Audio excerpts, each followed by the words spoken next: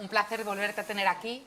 Nos concediste una entrevista en Mafre cuando verdaderamente estábamos en plena pandemia y nos comentabas en aquel momento que no se sabía muy bien, pero que por supuesto lo estabais investigando, por qué algunos pacientes cursaban una COVID más grave que otros. ¿Hemos avanzado en este sentido? Pues hemos avanzado mucho porque hay que recordar que no hay enfermedades sino enfermos. Realmente cada uno de nosotros va a reaccionar de forma distinta porque aunque todos compartimos un número de genes similar, 20.000 genes, las variantes de los mismos y el cómo interaccionan entre ellos y cómo nos vamos a enfrentar a los patógenos y cómo vamos a reaccionar a los medicamentos e incluso a las vacunas va a ser distinto.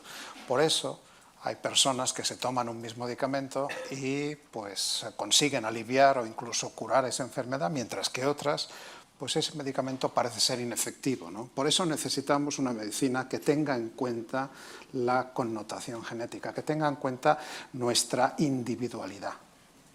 Estamos hablando de medicina personalizada. Estamos hablando de medicina personalizada, de precisión, MPP, y estamos hablando de algo que no es algo que tengamos que anticipar en el futuro, es algo que ya está ocurriendo en determinadas enfermedades, especialmente en tratamientos de cáncer. El cáncer es un cajón desastre en el cual se incluyen multitud de enfermedades causadas por alteraciones genéticas hay muy diversas y por lo tanto pues no podemos esperar un tratamiento universal, ¿no? Incluso cuando hablamos de cánceres determinados de un órgano determinado también pueden estar causados por genes distintos. El conocer cuál es la alteración nos va a permitir decidir cuál es el mejor anticuerpo monoclonal que le vamos a dar a ese paciente, qué tipo de tratamiento le va a ir mejor la quimioterapia que la radioterapia o, por ejemplo, lo que está viniendo ya es una revolución que va a ser realmente muy importante en medicina, que es la inmunoterapia del cáncer.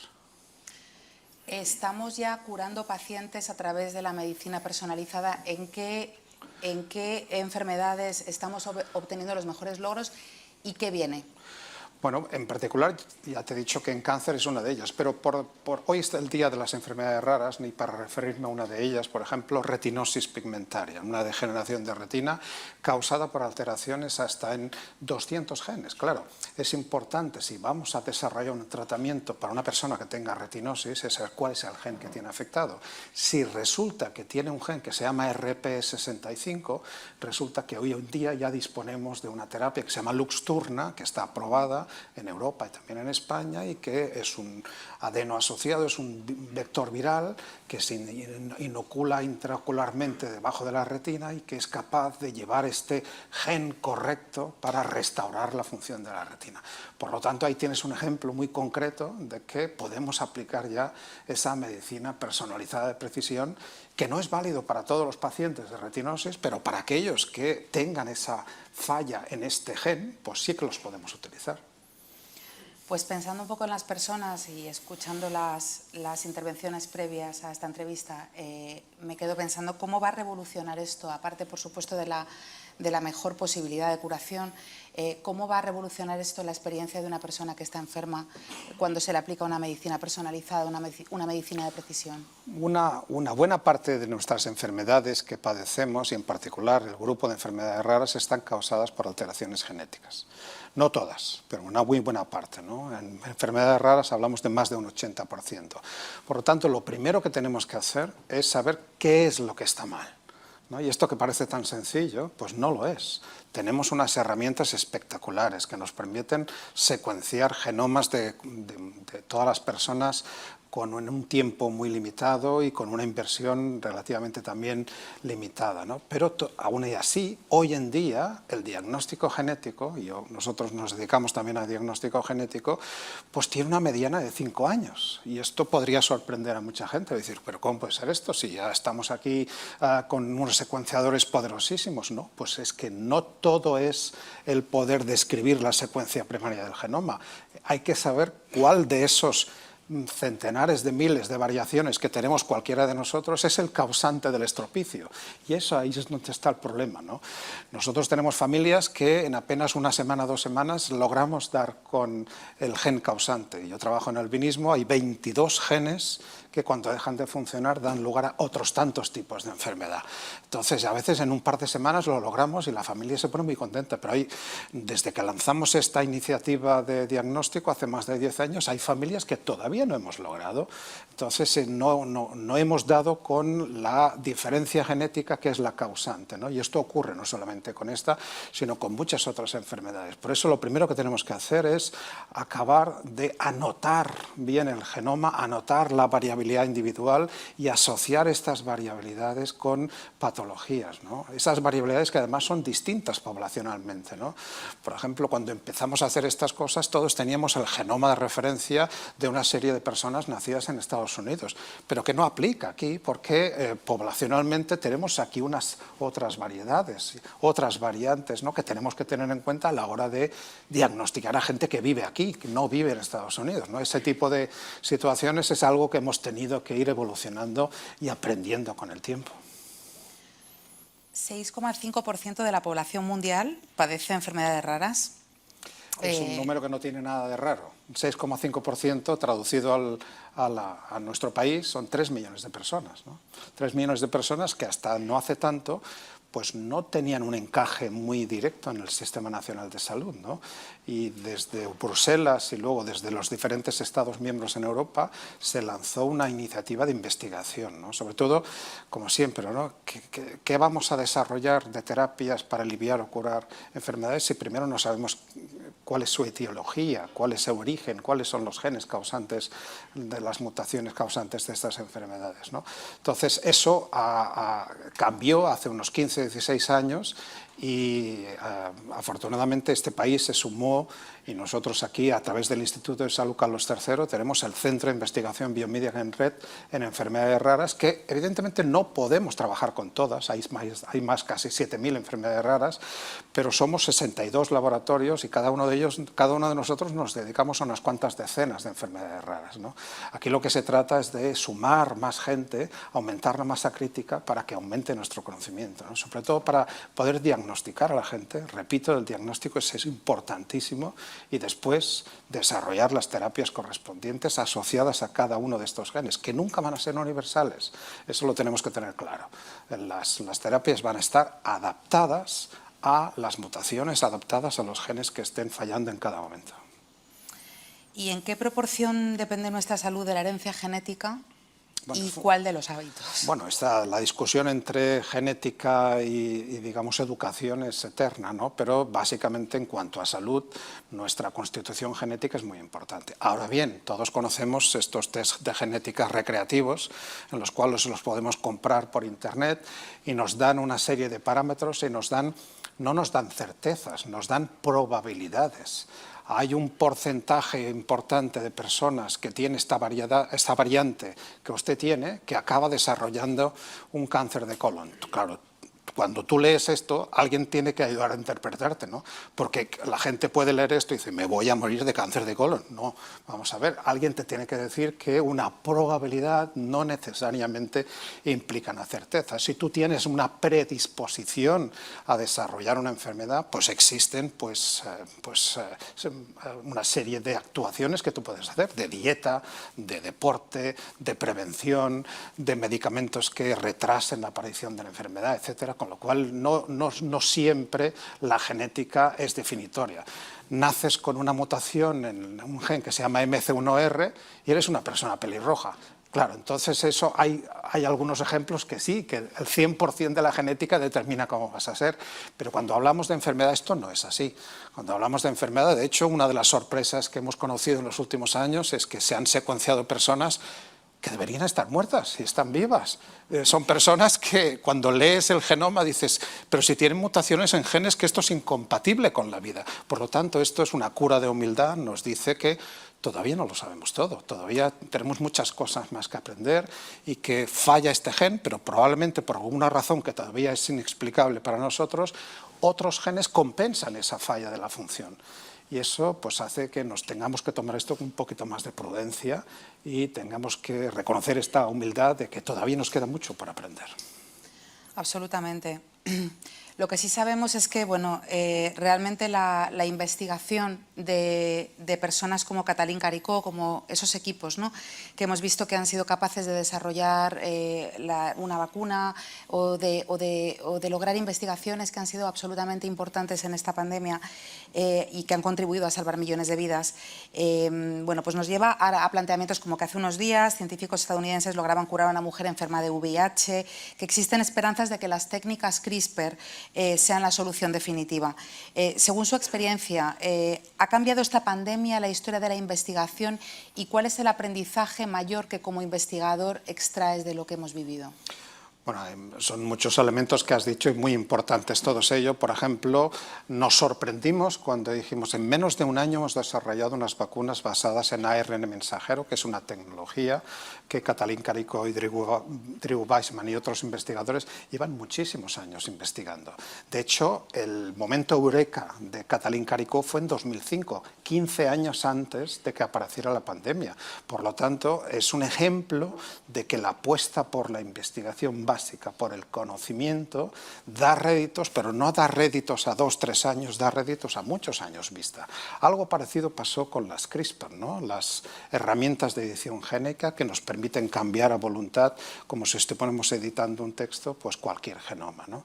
Hubo quien descubrió cómo las bacterias se defendían de los virus y más de 15 años más tarde ese mismo conocimiento se sacó fuera de contexto, alguien lo leyó desde un ángulo distinto y se dio cuenta que podía convertirse esa herramienta de defensa de las bacterias, se podía convertir en una herramienta de edición. Por lo tanto, el mensaje que yo me llevo y que me gustaría que quedara es que tenemos que seguir apostando por la investigación básica. Tenemos que seguir aprendiendo del mundo que nos rodea, porque quién sabe en los años venideros cuándo vamos a poder aplicarlo, ¿no? Y la otra cosa beneficiosa que me llevo de la pandemia es que creo que la comunidad científica ha demostrado que somos capaces de adaptarnos y somos capaces de transformarnos. En primavera de 2020 empezaron a lanzarse convocatorias de financiación de proyectos COVID, ¿no? Y se presentaron miles de laboratorios aquí en nuestro país, ¿no? Y uno se pregunta, ¿tenemos miles de especialistas en coronavirus en España? Y la respuesta es que no, obviamente, no tenemos, pero lo que tenemos es miles de personas y miles de investigadores e investigadoras decididas a apartar lo que estaban haciendo en ese momento y a apoyar y a desarrollar cada uno con su granito de arena, cada uno desde su disciplina de conocimiento, apoyar incluso y desarrollar proyectos de investigación. Yo soy, si algo sé, es algo un poquito de genética, pero de repente he acabado desarrollando uno de estos proyectos porque me he unido a una persona que sabe de virus y hemos empezado a colaborar con ellos y con otros que saben de proteínas, proyectos que no hubiéramos podido llevar a cabo si no es de forma colaborativa, ¿no? Yo creo que esta es la parte positiva que también hay que resaltar de esta desgraciada pandemia en la cual vivimos. Sin duda, volviendo a lo que es el core de tu investigación, ¿no?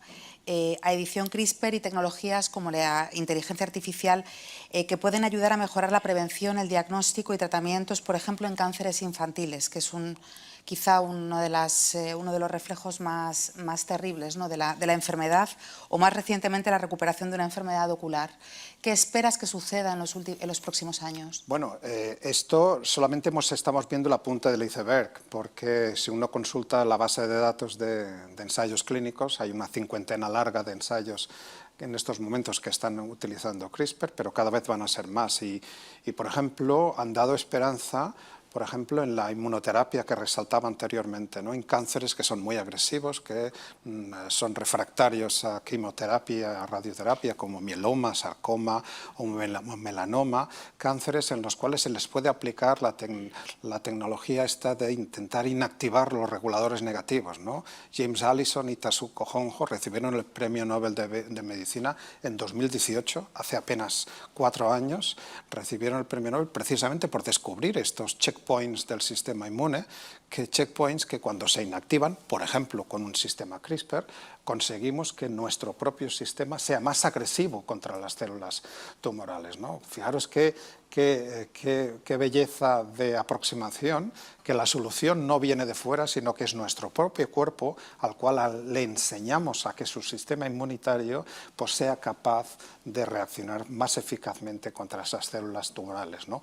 Muchos habréis oído hablar de la tecnología CAR-T. La tecnología CAR-T tiene en parte su origen en la inactivación de genes que impiden ese freno del sistema inmunitario, ¿no? Después añadimos una serie de receptores que son específicos de los que tienen las células tumorales, con lo cual el linfocito T no solamente es más agresivo, sino que es más eficaz encontrando la diana de la célula cancerosa. ¿Qué es lo que sucede? Pues es que esto no es válido para el 100% de los pacientes. De nuevo nos encontramos con la genética, de nuevo nos encontramos con que estos desarrollos necesitan saber que probablemente no van a ser aplicables para todo el mundo. Y por eso vamos a tener que averiguar por qué en algunas personas funciona estupendamente y por qué en otras personas, desgraciadamente, todavía no funciona. Y seguro que todavía tenemos cosas por aprender. Tengo entendido que eres un enamorado del cine. Te estaba escuchando y pensaba que, bueno, pues estamos hablando de enseñar al cuerpo a reaccionar contra una enfermedad por sí mismo, algo que no hubiera hecho por naturaleza. Estaba pensando también en manipulación genética, en fin, todas estas cosas que estamos viendo y que estamos escuchando. ¿Cómo vislumbras el futuro en 50 años, 30, 50 años? Longevidad, selección de pareja en base a test genéticos, curación de enfermedades como la diabetes, el cáncer.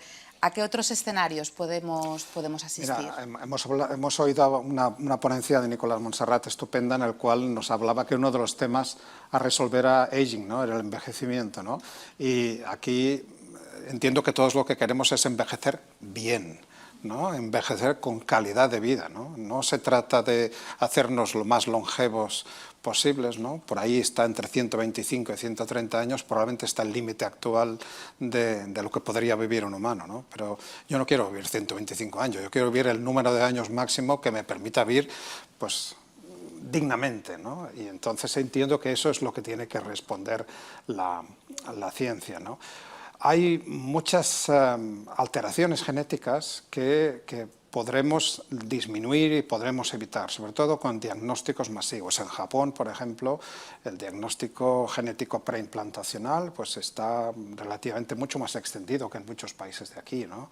Y, por ejemplo, el prevenir el nacimiento de niños y niñas con alguna alteración genética, si hay sospecha en la pareja de que son portadores de estas, es algo que ya es posible hoy en día, con lo cual, digamos, iremos. Lo que pasa es que seguiremos sin poder llegar al 100% de los casos, porque hay casos que todavía no sabemos cuál es su origen, ¿no? Y este es el problema, ¿no?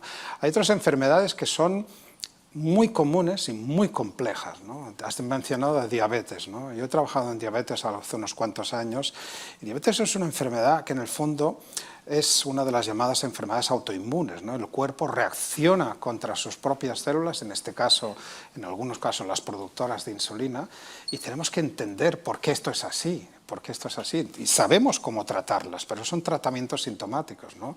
A la larga sabemos que hay una serie de consecuencias patológicas para los pacientes de diabetes que nos gustaría que no ocurrieran, ¿no? Por lo tanto, hay toda una investigación que todavía tenemos que llegar a hacer, ¿no? Pero yo creo que el mensaje, si lo reducimos a tenemos que intentar diagnosticar y tenemos que saber la causa de todas estas enfermedades lo antes posible para poder poner terapias paliativas o terapias curativas también lo antes posible, ¿no? Hay las enfermedades raras, que son las que celebramos hoy, pues la gran mayoría son de base genética y la gran mayoría son pediátricas, debutan muy prontamente, ¿no? Y es importantísimo el poder diagnosticar ese niño, esa niña que acaba de nacer con una alteración, porque se puede retrasar el desarrollo de los síntomas, en algunos casos se puede curar, no en todos, pero es muy importante aprovechar esos primeros años en los cuales, por ejemplo, el sistema nervioso es todavía maleable, es un sistema en el cual podemos interaccionar, y ahí yo creo que tenemos también una ventana de oportunidad para los próximos años. Eres propietario de un canal en YouTube llamado Biotente, donde ofreces vídeos de divulgación genética. ¿Cómo es de importante, en tu opinión, esa divulgación y cómo, en tu experiencia, ha aumentado el interés por todos estos temas en los últimos tiempos? Pues yo creo que sí. A mí me encanta el trabajo que hago y me encanta contarlo, ¿no? Me encanta contarlo y aquí lo importante es que nos entendamos. Y de hecho mi escuela de divulgación ha sido hablarle a las asociaciones de pacientes, no hablarle a los pacientes, ¿no? Un paciente sabe mejor que tú la enfermedad que tiene. Tú puede que la hayas investigado durante unos cuantos años, pero esas personas conviven con esa enfermedad, con esa condición genética 24 horas al día, ¿no? Con lo cual hay que ser muy honesto, hay que ser muy prudente a la hora de hablarles, ¿no? Y esto para que lo entiendan y para que llegue adecuadamente el mensaje, ¿no? Y eso lo extiendes al resto de la sociedad y creo que, sobre todo aquellos investigadores, como es mi caso, que trabajamos en instituciones públicas, pues lo mínimo que podemos hacer es retornar a la sociedad pues un poco el conocimiento que tenemos, ¿no? Cuidado, cada uno el que tenga. Aquí tenemos que resaltar que el conocimiento es limitado. Yo sé algo de genética, pero no sé de otras muchas cosas. Y hay otros compañeros que saben muchísimo más de estas otras cosas, ¿no? Es muy importante aprovechar la diversidad de investigadores e investigadoras que tenemos en el país para que cada cual nos aporte desde su experiencia y sobre todo desde su conocimiento, ¿no? Creo que es esencial que los investigadores no solamente nos dediquemos a lo que tenemos que hacer, que es a incrementar conocimiento, desarrollar terapias, etcétera, sino también a contarlo, a contarlo. Yo creo que es muy importante, sobre todo para contrarrestar pues, temores, contrarrestar resquemores que puede haber en la sociedad, que a veces no acaba de confiar directamente en la ciencia. Hay que intentar borrar estos temores, hay que ser honesto y hay que decir cuando no sabemos algo, decir que no lo sabemos. Y luego esta pandemia también nos ha ayudado a entender lo que es el método científico. Claro que nos equivocamos, claro que cambiamos de opinión o cambiamos de orientación porque probamos una hipótesis, resulta que no es la adecuada y vamos a ir por otro camino, ¿no? Entonces a veces esto, si no lo explicas bien, el periodista o la persona que te escucha, pero hace 2 semanas me dijiste una cosa, ahora me dices una contraria, ¿cómo es esto, no? Entonces tienes que explicarle que nosotros nos equivocamos continuamente y al equivocarse vamos cerrando caminos que no son los exitosos y van delimitando lo que va a ser el camino final, que es el que va a describir esa terapia o va a describir ese conocimiento. Todo ello yo creo que ha sido un buen ejercicio, tanto para los que hablamos como para los que escuchan, ¿no? Y los que escuchan también preguntan, ¿no? Y también nos obligan a explicarlo de una manera que se entienda mejor, porque si no nos entendemos no estamos haciendo bien nuestro trabajo. Estaba oyéndote hablar de resquemores y, bueno, sin meterme para nada en temas geopolíticos ni nada que se le parezca, que no estamos aquí para eso, pero precisamente estaba pensando, dirigentes europeos de renombre, antes veía a Macron en la ponencia de Nicolas, que de repente se encuentran haciéndose una PCR y les da miedo, dicen, a ver si me van a capturar el ADN o van a tener muestras de mi impronta genética. No, vamos a ver, si alguien tiene interés en recuperar el ADN de una persona, simplemente tiene que ir a la silla donde me acabo de sentar y ahí tendrá restos de ADN, evidentemente. O sea que esto es relativamente sencillo, ¿no? Evidentemente la utilización de ese ADN necesita el consentimiento de la persona, por supuesto, ¿no? Pero yendo más allá y superando la anécdota a la cual te referías, creo que es importante la ejemplaridad y el que ilustren, sobre todo a las personas de exposición pública como nuestros gobernantes, que ilustren con su comportamiento aquello que luego la van a pedir a la sociedad, ¿no? Hemos tenido casos desgraciados de países en los cuales sus dirigentes pues, han sido contrarios al desarrollo y a la implementación de vacunas, ¿no? Y esto, pues lejos de ser un cambio de opinión, pues tiene un coste en vidas y esto creo que es importante resaltarlo. Creo que un buen gobernante, un buen administrador, lo que tiene que rodearse es de buenos asesores, ¿no? Y este país tiene buenos investigadores, buenas investigadoras que pueden apoyar y que pueden aportar el conocimiento y luego pues la persona que está a cargo política gestiona toda esta información y tiene que transmitirla, ¿no? Pero existe ese colectivo de personas que pueden apoyar y que tienen que apoyar y que es lo que hemos hecho durante esta pandemia.